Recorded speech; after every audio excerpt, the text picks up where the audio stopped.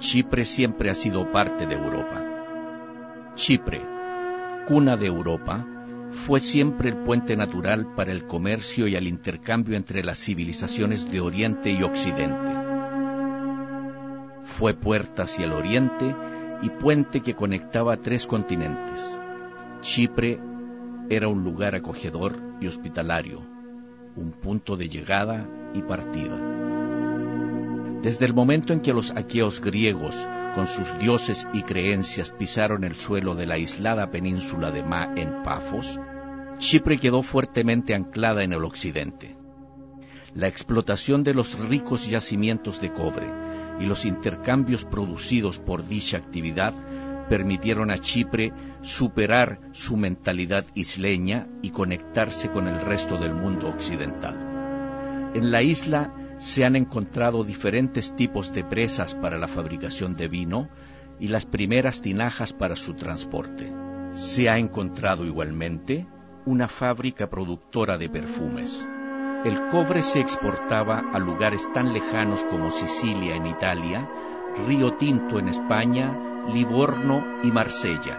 Además del apreciado metal, Chipre fue capaz de mostrar su impresionante colección de escritos, joyas preciosas, vinos y embriagadores perfumes.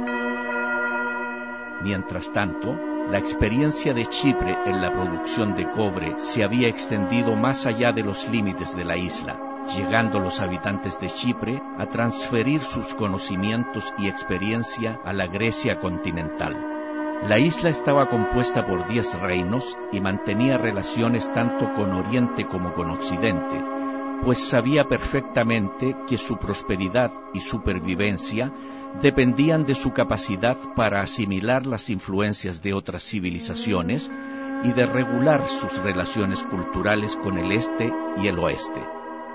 Por ejemplo, cuando Salamina estuvo bajo el dominio persa en el siglo VIII, los chipriotas adornaban a sus difuntos con espléndidos motivos orientales, pero los enterraban de acuerdo con los ritos funerarios griegos descritos por Homero en la Ilíada y en la Odisea.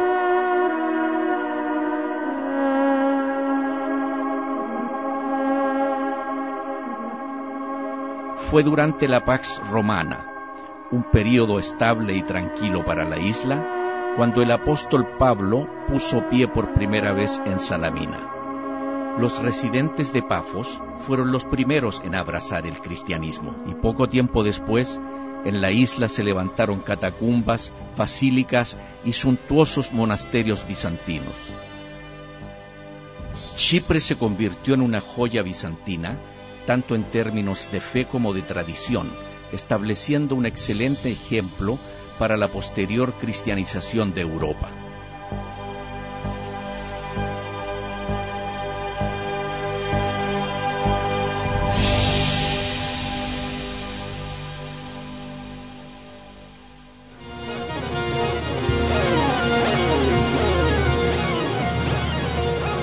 La incomparable posición geográfica de Chipre atrajo la atención de Ricardo Corazón de León durante la Tercera Cruzada. Desde 1191, la isla estaba fuertemente arraigada a la esfera influencial de la Europa occidental, bajo la presencia de la familia real francesa de los Lusignan, cuyo dominio se extenderá durante 300 años. Numerosas catedrales fueron construidas por los más afamados artesanos de la campaña en un esfuerzo de réplica a las asombrosas catedrales y monumentos del norte de Europa. Las iglesias góticas, los lujosos palacios, jardines, fortificaciones y puertos recreaban la misma atmósfera exuberante y privilegiada de la Europa continental.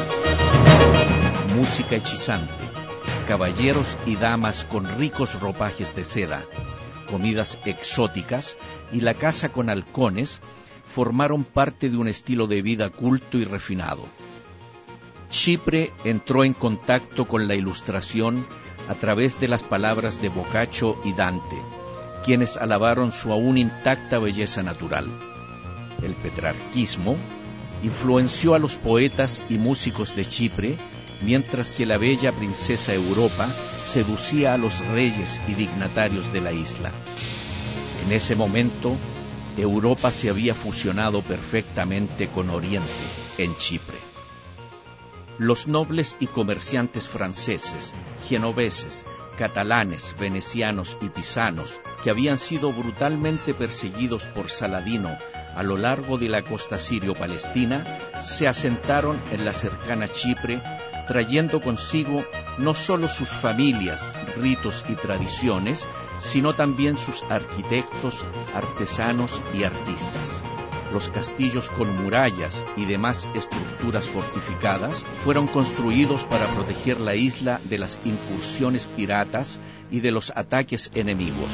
Se introdujo el uso de la letra de cambio y el comercio con Occidente produjo una bonanza económica sin precedentes en la isla.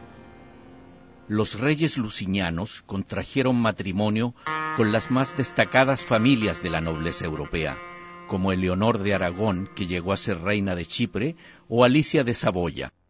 Las interminables intrigas y escándalos de la familia real francesa impresionaban tanto a la gente del lugar como a los europeos, convirtiéndose en uno de los temas favoritos de conversación de la época.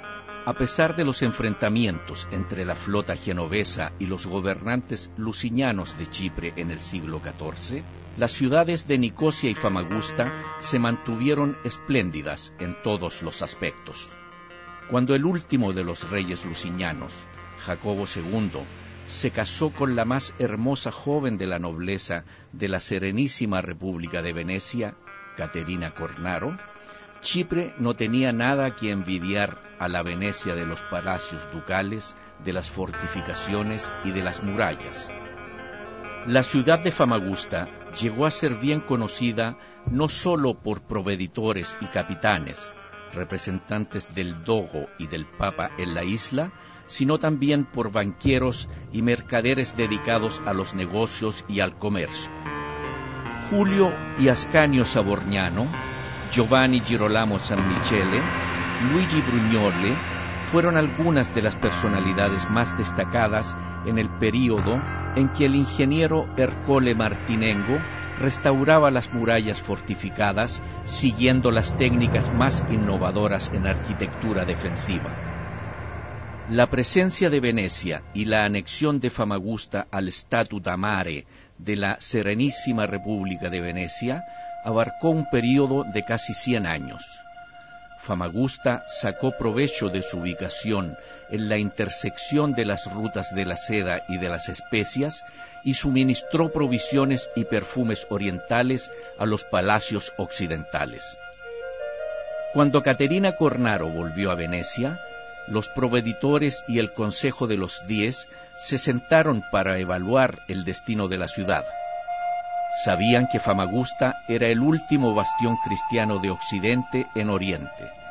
Del mismo modo, eran conscientes de la inminente amenaza otomana, las ambiciones del sultán y de la importancia geopolítica de Chipre para el control de todas las rutas marítimas y comerciales al este del mar Mediterráneo. Se mantuvieron firmes en sus solicitudes de apoyo y protección, en particular del Papa y de otros reyes occidentales, mas todo fue en vano.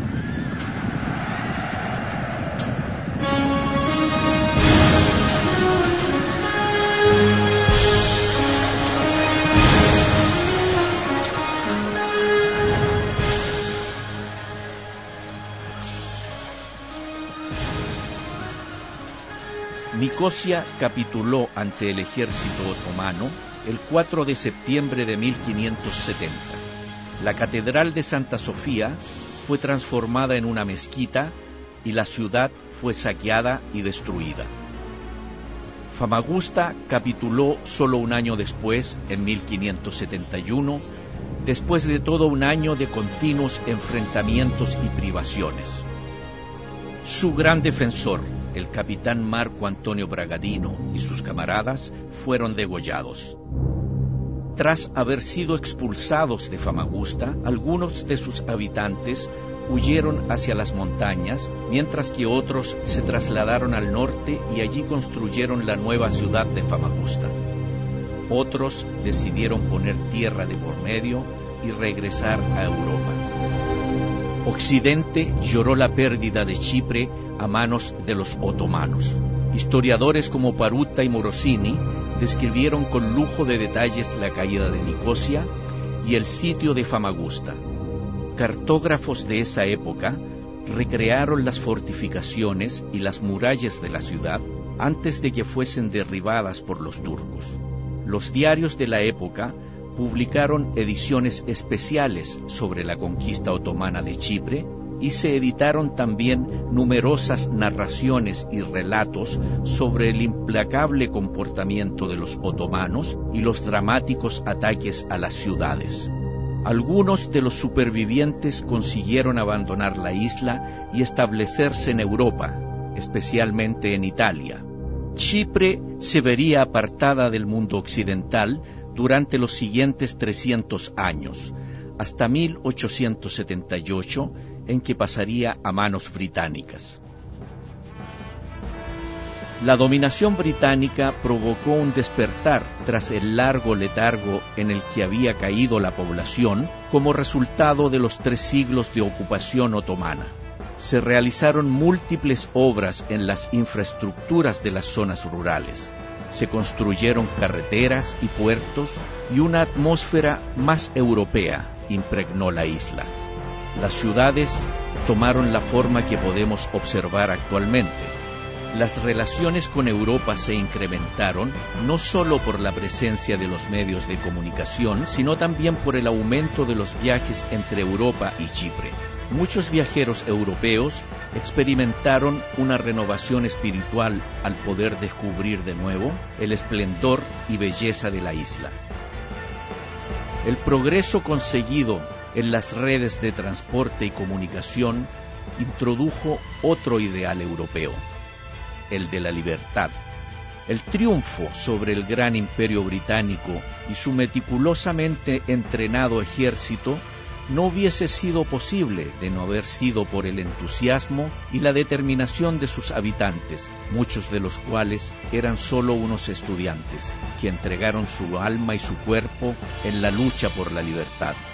Aunque el sueño de la unión con la madre patria griega no consiguió materializarse, Chipre consiguió su independencia en 1960 después de una larga y dificultosa lucha.